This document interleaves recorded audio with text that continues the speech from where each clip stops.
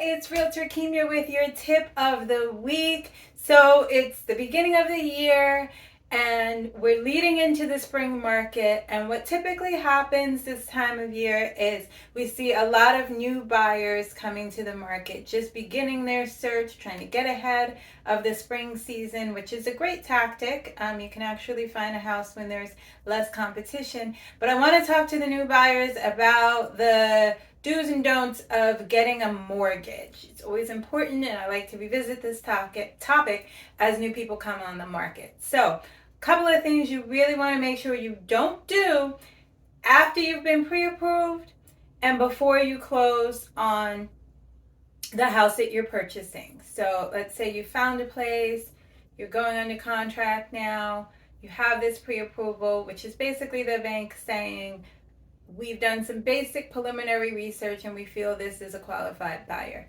The real meat and potatoes of what the bank has to do is the thorough underwriting process that happens after you have had your offer accepted, and then they issue a mortgage commitment and really work on closing out the loan. So, a couple of things to make sure you don't do. Don't deposit large sums of money.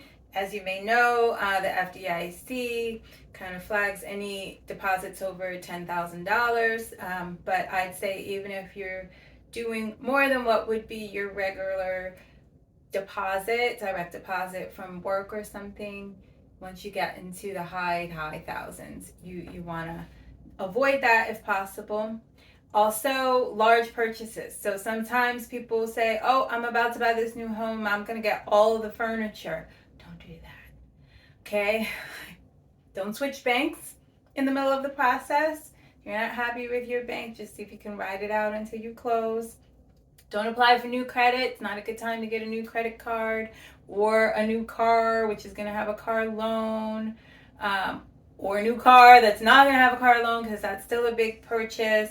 And also don't close any accounts. So the reason for all of these don'ts, as you may have surmised, is that they all change your credit picture, okay? And your loan is based on your credit to income ratio. So you don't want to do anything in this process that changes that, because now you've got to do a whole bunch of paperwork to prove that you still qualify in the same way that you did before. And sometimes that's simply not possible if you've gone out and made these big purchases or changings. What you do want to do, if you find that you are in a situation where you need to do any of these things, you want to talk to your lender first.